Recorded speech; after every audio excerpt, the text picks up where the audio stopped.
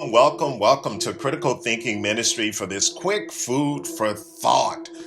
One of the things I have learned on my journey for truth is if we allow the Bible to interpret itself, it is an extremely accurate book that God has given to the world.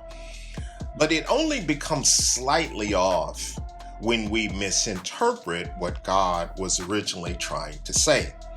Let me show you what I mean. I was born and raised in the church, and I noticed in every Bible in the back where the maps are, it gives this as the location of Canaan or modern Israel.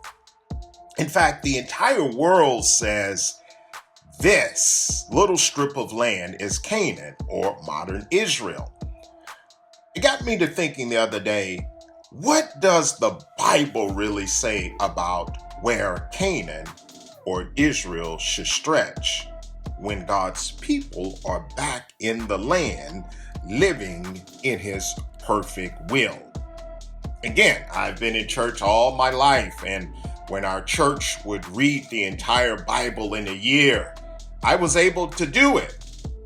But I don't remember reading this verse. Oh well, I guess I was just reading for speed and not understanding. Let's turn to Genesis 15. And most commentaries title the chapter as The Lord's Covenant with Abram. Just a little backdrop. The Most High is about to bestow upon Abraham and his descendants the land of Canaan because of Abraham's faith. Abraham traveled all the way from Ur in the Chaldeans and is now standing in the land of Canaan. I'm about to pick up at verse 13, and it reads,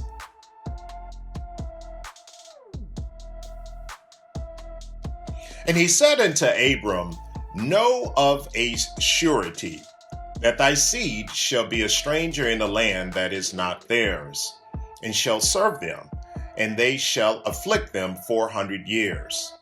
And also that nation whom they shall serve will I judge, and afterward shall they come out with great substance. And thou shalt go to thy fathers in peace. Thou shalt be buried in a good old age. But in the fourth generation they shall come hither again, for the iniquity of the Amorites is not yet full. And it came to pass that when the sun went down and it was dark, behold, a smoking furnace and a burning lamp that passed between those pieces. And in the same day, here it comes, the Lord made a covenant with Abram, saying, Unto thy seed have I given this land, from the river of Egypt, unto the great river, the river Euphrates."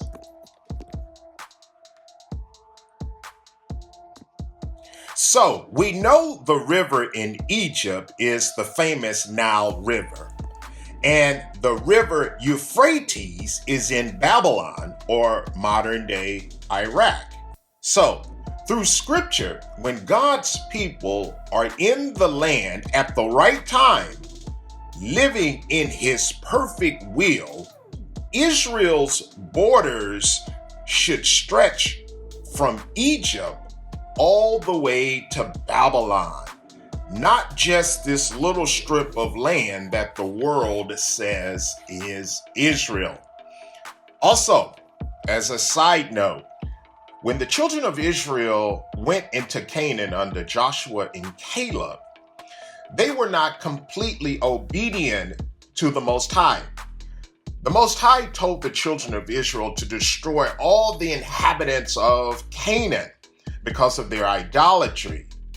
But they didn't do it. Instead, they made treaties with them and ended up marrying them, thus stopping their progress in God's perfect will. Let's recap. In biblical times, we had the right people, but they were disobedient, so God's perfect will didn't come to pass. Now it's just the opposite. We have the wrong people in the land, so guess what? God's perfect will cannot come to pass. So, as we come to a close, as always, my goal at Critical Thinking Ministry is not to tell you what to think, but to encourage you to simply think. So research me, fact check me. On my next video, full video that is, I'm going to tackle the question, what is a Gentile? Spoiler alert, and it's not what we were told. So until we meet again, remember, faith plus critical thinking will always lead you to truth. God bless you.